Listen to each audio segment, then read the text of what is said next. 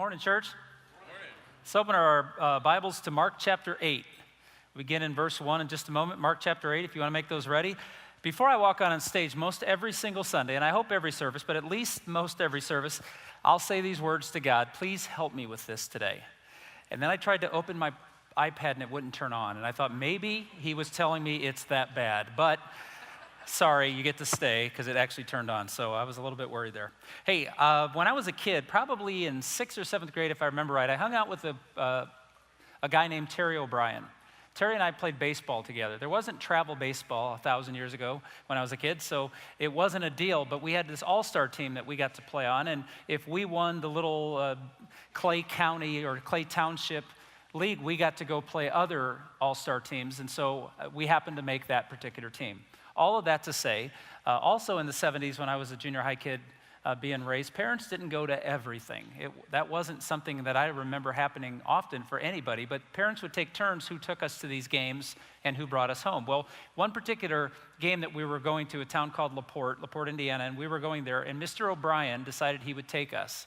And I had to come home with their family because my folks didn't go with me to that tournament. And when we were coming back, my dad had given me $5 that day for the tournament and said, get yourself something to eat after the game. And I did. I'm an obedient child, and so I spent his money feeding myself. And he gave me $5, and I remember I had less than $3 in my pocket because I bought probably some licorice and a snow cone or something like that, and I got in the car, and Mr. O'Brien announced to his family that they were going to dinner. And the place that they named was not a place that my family ate at a lot because it was an expensive place. And anything in the 70s that started at $10 was something my dad would go, I can feed all of you for $10. And we didn't eat that way. We ate at places where he could feed me for $1.25 if he liked me, right?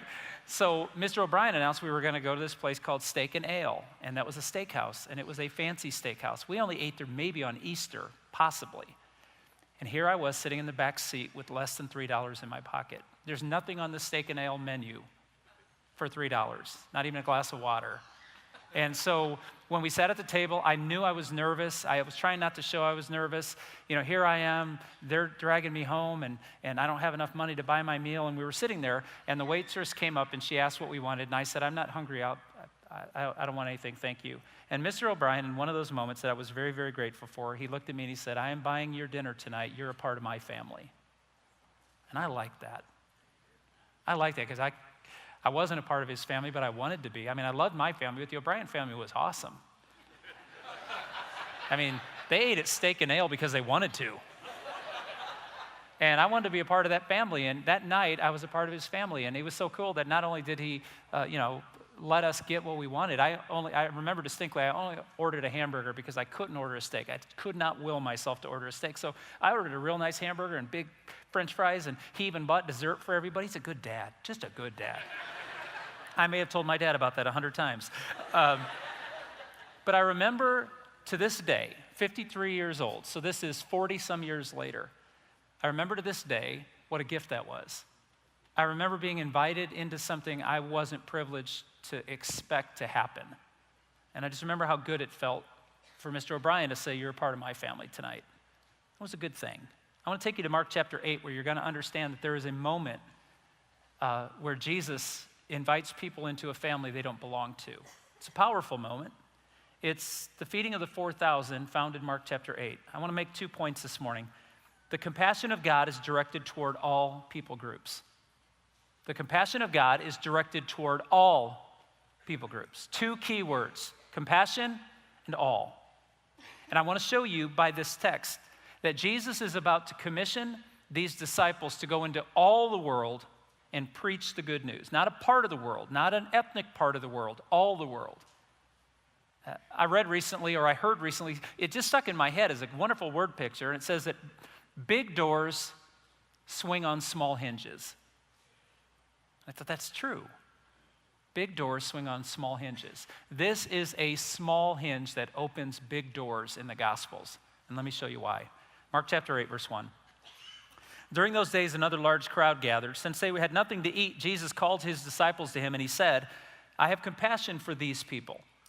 They have already been with me 3 days and have nothing to eat. If I send them home hungry, they will collapse on the way because some of them have come a long distance. His disciples answered, but where is this remote place? Can anyone get enough bread to feed them? How many loaves do you have? Jesus asked. 7, they replied. He told the crowd to sit down on the ground, and when he had taken the 7 loaves and given thanks, he broke them and gave them to his disciples to set before the people, and they did so. They had a few small fish as well. He gave thanks for them also and told the disciples to distribute them. The people ate and were satisfied. Afterward, the disciples picked up 7 basketfuls of broken pieces that were left over. About 4,000 men were present, and having sent them away, he got into the boat with his disciples and went to the region of Dalmanutha. Okay, the town of Dalmanutha is actually probably known more commonly by us as Magdala, where Mary was from. And this will play into this story here in just a moment. What I really want to point out at the beginning here is verse 2, is Jesus says, I have compassion. Now, what's interesting to me is this is the only time in all of the Gospels that I can find that Jesus actually expresses verbally his compassion toward a group of people. Now, throughout the Gospels, there's no question he's acted compassionately. He's chosen to be compassionate. This is the only time in all of Scriptures that I can find that Jesus said, I have compassion, and listen to what he said, for these people. There are some that have speculated falsely or ignorantly, and I don't mean like intentionally, but just ignorantly, have suggested that really the feeding of the 5,000, the feeding of the 4,000 are so similar, they're probably the same event, they just got the numbers jacked up. Nope, and I'll show you why today. It's really not the case because it happens in different places. And here's the most important thing I want you to be triggered on right now. It happens to different kinds of people. Why would Jesus say, for the only time that we have record of, I feel compassion toward these people? Because these people were not Jewish. He's saying to them, I have this feeling. Now, my grandmother used to get upset because she had 4 grandsons who all lived in the same house. She would get upset with what she called locker room talk. Now, for locker room talk is not what some of you are fearful I'm about to enter into right now. Yours is, and mine is probably a lot worse than Grandma ever knew about. But if you said the word butt or guts around my grandma, she would get her handkerchief out and start waving herself, right? That's locker room talk, boys. That's inappropriate. And it may be, but it wasn't the worst thing I'd ever said. So I want you to know that Jesus actually uses locker room talk here. The word for compassion is actually the Greek word for bowels, inner organs, and the feelings of the heart. Here's what he's saying. I am moved for these people. You see, what I love about Jesus is he doesn't just think I ought to have compassion. He doesn't think it would be good to be compassionate here. People would think well of me. He says, I'm moved by these people. He even told his disciples, what a shocking statement for these 12 Jewish men to hear and the larger group that gathered. I have feelings. I have strong feelings. I am moved in my guts for these folks. This would be shocking to a Jewish audience, that he would have this kind of compassion. But please understand, compassion is an attribute of God. It is part of who he is. Psalm 114, the Lord is gracious and compassionate. In the feeding of the 5,000 that Matt Gilchrist preached on several weeks ago, he pointed this same point out, that Jesus had a compassionate feeling toward these that gathered to hear him teach. He felt for them. He loved them. He desired them. In verse 4, it says, but where in this remote place can we get enough bread to feed them? Some translations are unique in verse 4 because it says this, where are we going to get all the food to feed these people? Can you hear it? Now, before we look at this group, and this is going to be a tendency of mine today, and so I'm going to keep reminding myself by telling you not to do this, okay? Does that make sense? Don't hear the rebuke to the crowd this day as a rebuke of them. Ask yourself, could this also be a rebuke of me? When they said, well, how are we going to get enough food to feed these people? They didn't ask that same kind of question in the feeding of the 5,000. They said, where are we going to get enough food? We'd love to do this. We don't have enough money with us to buy food for these people. But they say to Jesus, how are you going to feed these people? So I want to ask us the question this morning. With that, please don't answer it out loud as if this church ever would. Who are these people to you? Is it people with sexual identity issues? Is it Muslims? Is it people of a different color? Is it people of a different dialect? Political power? Is it the rich people, the poor people, the always poor people? Who is these people to us? Because let's not deny for a second that we all have these people in mind. You know, these people don't want to be saved, so we'll give up on them. These people haven't earned the right to understand who Jesus is. They're too far gone. Or these people stand against our Jesus. Or these people don't agree with us about how you worship Jesus. I can go all day because I have a list of these people that's in the darkness of my heart. People that I'm like, nah, Jesus can't have compassion for them because they did it to themselves. When they asked Jesus, how are we going to feed these people? We have to ask ourselves the same question. Would we feed these people if we could? And then, interesting this morning, the question has been raised by several scholars, and one of our elders brought it up this morning in our prayer time. The question is, did the disciples forget the feeding of the 5,000? Are they really that dense? That they'd been here before? No. I don't think they're questioning. Listen to me. I don't think they're questioning whether he can feed the 5,000. I think they're asking, does he want to? They knew he could, but you know, they're these people. They're not Jewish. And God loves the Jewish people, and the rest of us he tolerates. And they're like, I wonder if he will take care of these people too. You see, God's compassion is from his character. It's where it comes from. And it's for all things made in his image. So no matter who you and I think those people are, we're wrong. He loves the person you hate to the same degree he loves you. And it's with pure, compassionate, moved by love. So Jesus, he prays, he breaks the bread, he takes the fish, and he says to his disciples, feed them, feed them, feed them. And continuously, he keeps breaking and breaking and breaking and breaking and breaking. And I don't think Jesus got all happy. You know, like sometimes my wife will come in with a meal. She gets in the kitchen and she cooks wonderfully. And she comes out and I kind of look at what she's put out and I'm like, are we having guests? He's like, the Brady Bunch coming over because this is enough food for all of us for the month. And she's like, I know, I just got happy. And I'm happy she got happy, trust me. None of it will go to waste. But do you think Jesus was just breaking bread and he forgot what he was doing? He said, oh, how much we got left? 7 basketfuls. My bad. No, he's teaching them a lesson. That he's not only going to feed the crowd that's in front of him, what he's doing can feed people long after it, over and over and over. The divine, compassionate power of God is for everyone, even these people. Second point this morning is this. The compassion of God should open our eyes toward him. Verse 10, if you might remember and look back in your Bibles there, verse 10, he gets in a boat after he feeds them and he goes to the Jewish region. That's important to note. Then verse 11, the Pharisees came and began to question Jesus. Think about this. You just have this huge picnic. You just fed this whole group of people. The disciples are like, look at this guy. He's fantastic. And then they get off the beach and there's a bunch of experts. To test him, they asked him for a sign from heaven. Now pause here with me in verse 11 for a moment. I need you to notice the distinction. They don't ask him, I would read this in the past as they asked him for another sign. You know, I know what they mean, right?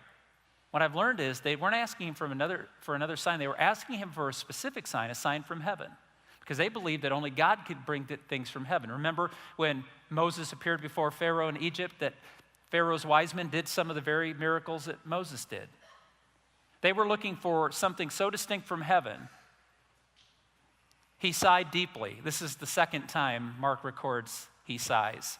The last time was when they brought to him a deaf, mute man, and Jesus saw the damage that sin had done to God's world, and he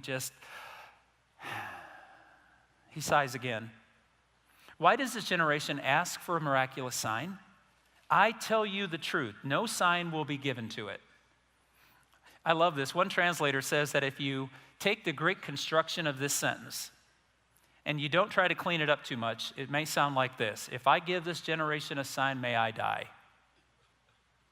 It sounds like a Jewish statement. May I die? Such a statement. He says, may I die if this happens, and which is incredible because he did. He exactly would. He would give him a sign. His death would be the sign. Man, Jesus knows what he's doing. And they come and they say, we want a sign from heaven, because they know if he won't try, he confesses he's not from God. And if he does try, he can only fail. There's no way he's from heaven. And It won't appear on the screen, but in John chapter 3, Nicodemus, who was a Pharisee, one of these in the crowd. Now, I don't believe that Nicodemus was buying into everything they were selling, but he was a Pharisee. And he even comes to Jesus late at night one night, and he says to Jesus, "We know that you've come from God because no one can do what you do." And yet they denied it. Think about it. Taking a little boy's sack lunch and feeding 5,000. Taking some loaves and some fish and feeding 4,000.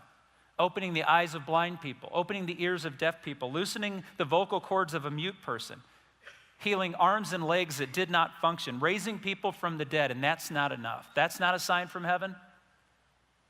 And Jesus responds to them harshly. He says, "I will not show you a sign." I chose Mark chapter 8, although I could have used Matthew chapter 16 because it's the parallel account from Matthew's viewpoint. But I want to point out that Matthew mentions a few things that Mark leaves out. Matthew mentions that he looked at the leaders and he says, you can read the sky at night to know what the weather's going to be like tomorrow, but you can't see what's right in front of you. Interesting line. And he says, the only sign I'm going to give you is the sign of Jonah. We'll talk about this later. The sign of Jonah is 3 days in the belly of a fish, and then he reappeared. And we all know, because we live on the good side of glory, that that's the resurrection. See, the resurrection is the line in the cement for faith. Jesus said, that's the only thing that will ever prove to anybody that I am who I said. It won't be the healings and the miracles, because you guys are missing every one of those. It will be the resurrection. In John chapter 8, verse 12, Jesus said, I am the light of the world. Whoever follows me will not walk in darkness. He's saying to them, you're allowing your doubts and fears and your pride to keep you from seeing the light that I'm showing you. In Ephesians chapter 4, Paul would take that in a powerful letter to the early church. Paul would say these words, notice the progression. They have become darkened in their understanding, excluded from the life of God because of the ignorance that is in them because of the hardness of their hearts. He said, I will not show you another sign because you do not want to see the sign. You want me to meet your expectations. It's a crucial point. Big doors swing on tiny hinges. You see, this is a crucial point in the ministry of Jesus because from this moment forward, he stops dealing and trying to convince the Jews that have turned against him, and he opens his mind and he opens his ministry to the Gentiles. Because the Old Testament prophet said that his people would reject him and he would open it to all the world. This is a hinge moment where Jesus, understanding that the Jews had finally decided no matter what he did, they would not believe until the resurrection, he turned his face toward the Gentiles. Now, this was not him conceding, well, the Jews give up, maybe I'll try these people. It wasn't that at all. This was intentional. And it's a hinge moment. Verse 13, then he left them, got back into the boat, and crossed to the other side. The other side. He went back to the Gentiles. Interesting. Verse 14, the disciples had forgotten to bring bread except for one loaf that they had with them in the boat. Now, can we pause for a moment? Everybody take a deep breath and realize how funny this is. Now, let's see if you paid any attention at all. How many baskets were left when they were done? You would think if you were hungry, you might have snatched some of that, right? They get in the boat, and they're like, dude, did anybody grab any food? I got one biscuit here. And they're like, oh, man, all that food left on the beach. We got in the boat. We left it. No one had any bread. Jesus, be careful, Jesus warned them. Watch out for the yeast of the Pharisees and that of Herod. They discussed with one another and said, is it because we have no bread? They're clueless. They're arguing, we should have brought bread. Aware of their discussion, and it's funny here that Mark doesn't record for the third time in Mark that Jesus sighed, wouldn't you? At this point, I'd be like, oh my goodness. Aware of their discussion, Jesus asked them, why are you talking about having no bread? Do you still not see or understand? Are your hearts hardened? Remember, he had just scolded the religious leaders. Now, because I grew up in a family of 4 boys, I remember this one particular time. My dad would give you fair warning shots across the bow when he'd had about enough. He could be very, very funny, but every now and then he'd be like, and it always sounded like this, boys, stop. Well, I remember one time being in our station wagon. There were 4 of us, little guys in the back seat, and we could sit across the back bench in the seat in the back with no seatbelts because our parents didn't love us. And so the 4 of us were back there, and we were doing something we shouldn't have been doing. We're probably just having fun, but he didn't like it, or for whatever reason. I could see my dad's ears getting red. I can read a thermometer. I know when it's getting hot. And whatever we were doing, we weren't going to stop, and my dad pulled the station wagon over to the side of the road. And I could tell by mom's reaction. My dad was always in a hurry. No matter where we went, we had to go, go, go, go, go.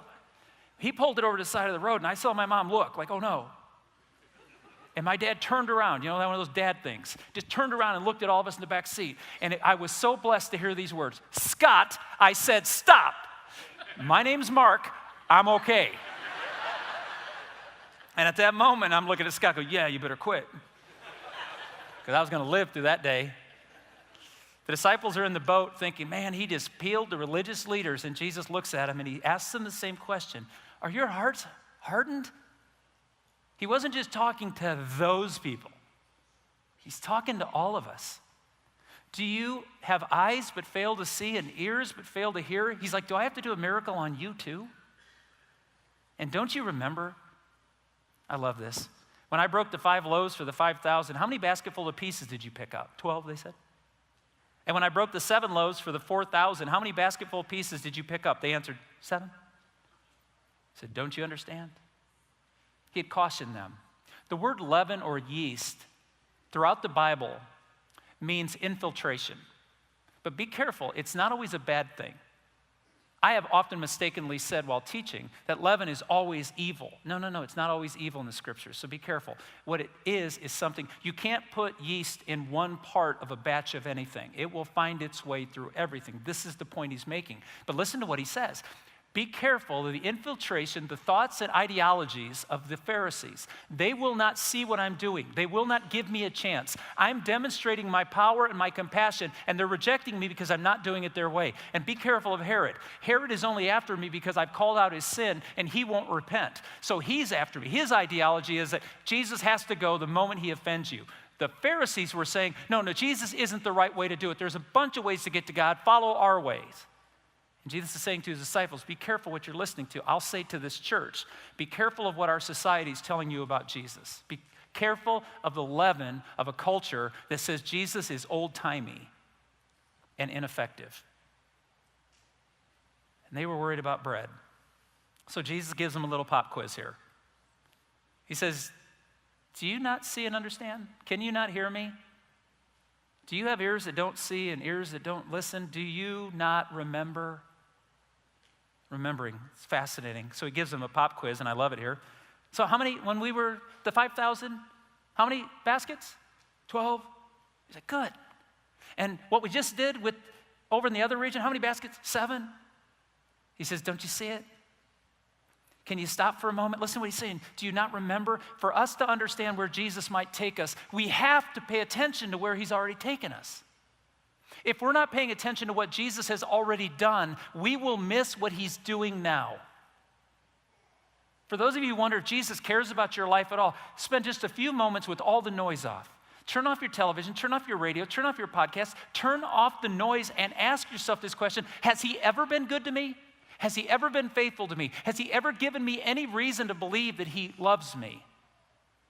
And when you will spend time discovering that, then you'll see the patterns of God's love that you're missing now because we're not remembering how good he's been.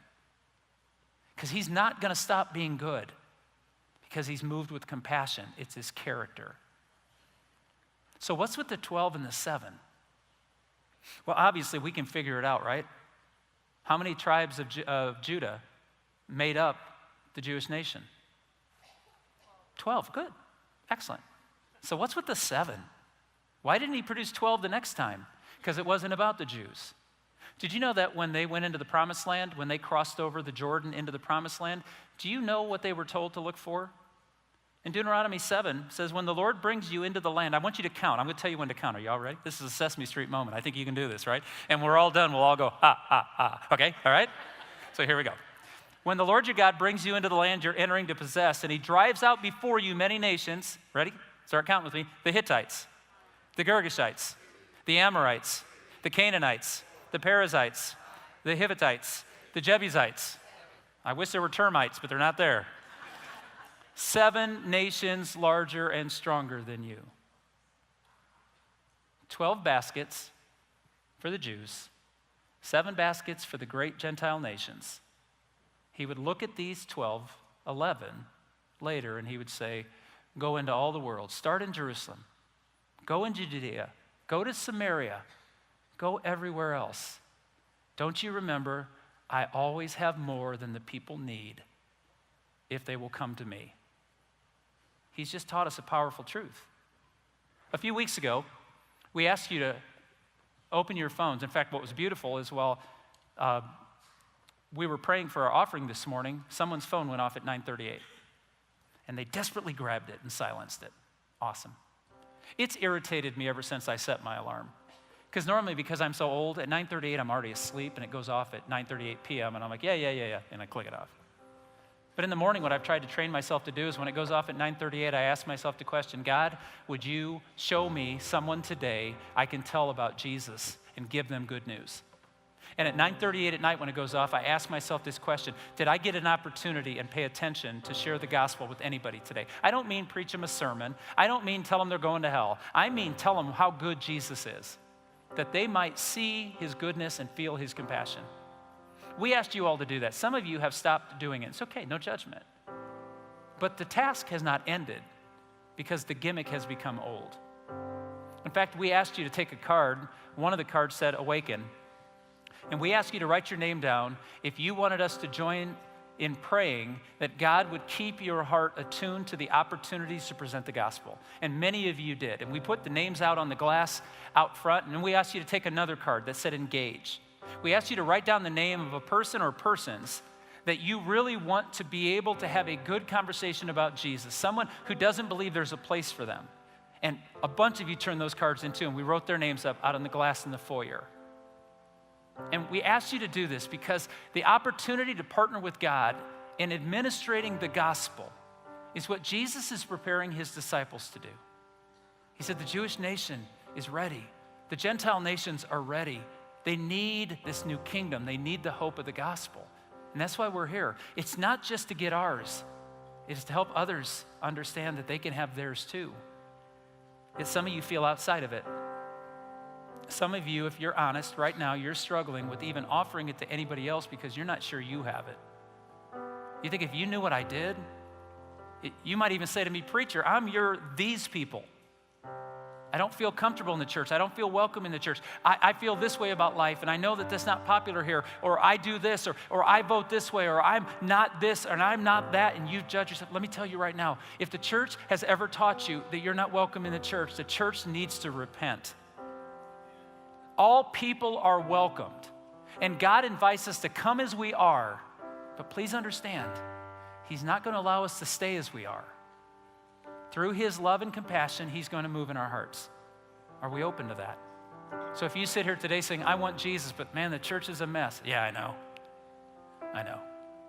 But Jesus is worth fighting through all the mess of the church to live in a community where you're accepted. The second thing is some of you feel others should be outside of it. We need to stop that. We don't get to say no for anybody else, especially no for Jesus. We need to invite all people to understand the grace and mercy of Christ, and he will call us as we are and not let us remain as we are.